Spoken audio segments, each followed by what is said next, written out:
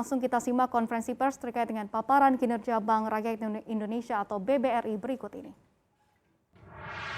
Nyatanya mampu menjaga kualitas kredit yang disalurkan dengan baik, dan hal ini tercermin dari rasio kredit yang bermasalah, yang kita sebut NPL, itu kita jaga di level 3,16%. 3,16%. Dan kemudian terhadap NPL itu kita juga cadangkan biaya pencadangan untuk penurunan kualitas aktiva. Cadangan kita terhadap NPL kita mencapai 250,6%. Jadi 2,5 kali dari NPL kita cadangkan di situ. Kalau disebut nominalnya, kita sekarang mencadangkan 73 triliun apabila terjadi pemburukan kualitas kredit. Jadi pencadangan ini ditetapkan dan dialokasikan dengan komposisi terbaik, di mana sampai akhir tahun nanti kami proyeksikan pencadangan ini tidak akan setinggi tahun 2020, karena kondisi perekonomian yang kita prediksikan akan semakin membaik. Sekarang kita bicara tentang pendanaan. Ya.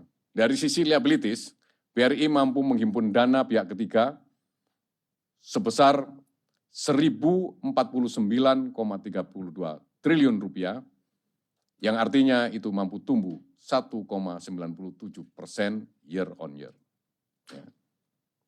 Dan kemudian terdiri atas tabungan tumbuh double digit 11,5%, ya.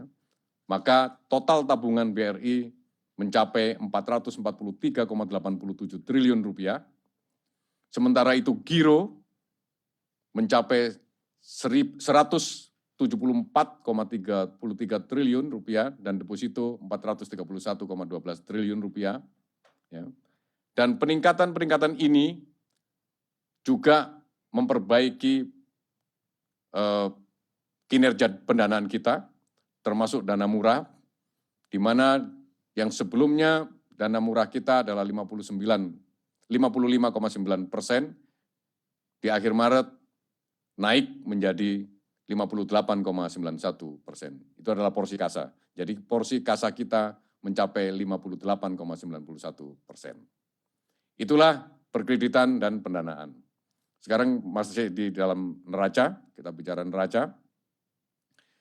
Maka dengan fokus kepada pencadangan dan sustainability kinerja, sampai Maret 2021 BRI berhasil mencatatkan laba sebesar 6,86 triliun rupiah.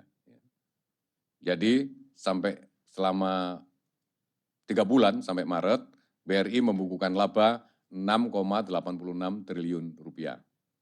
Sementara itu aset tumbuh positif 3,83% year on year. Total aset BRI mencapai 1.411,05 triliun rupiah. Dan ini artinya naik, ya, karena dibandingkan pada kuartal 1 tahun lalu itu aset BRI 1.358,98 triliun. Ya. Dan keberlanjutan kinerja BRI juga tercermin dari rasio LDR dan CAR, ya, yang berada pada angka yang ideal. LDR BRI di akhir Maret 2021 itu 87,12%, sementara CAR itu sebesar 19,74%, atau meningkat dari periode yang sama tahun sebelumnya, yaitu 18,56%. Kalau kita lihat teman-teman semua, bahwa LDR 87,12%, ya, masih di bawah 90%. Sebenarnya ini tantangannya adalah bukan mencari likuiditas, tetapi tantangannya adalah bagaimana menumbuhkan kredit. Karena saya sih inginnya terus terang aja LDR kita sekitar 90-an gitu, yang ideal gitu. Sementara dari sisi CAR kita nggak ada masalah, cukup punya kekuatan untuk mengcover pertumbuhan yang kita inginkan. Dan kemudian maka saya kira karena memang meskipun dana hanya tumbuh 1,9%, tapi ya memang sengaja karena kalau kita nyari dana tapi kemudian kita tidak gunakan, tidak bisa disalurkan dalam bentuk kredit, ya terus buat apa kita nyari dana. Makanya kalau kita lihat dana kita hanya tumbuh 1,9%. Kenapa kita tumbuhkan segitu? Karena LDR kita hanya 87. Kecuali nanti kalau LDR kita sudah mencapai 90%-an baru kita nyari dana lagi.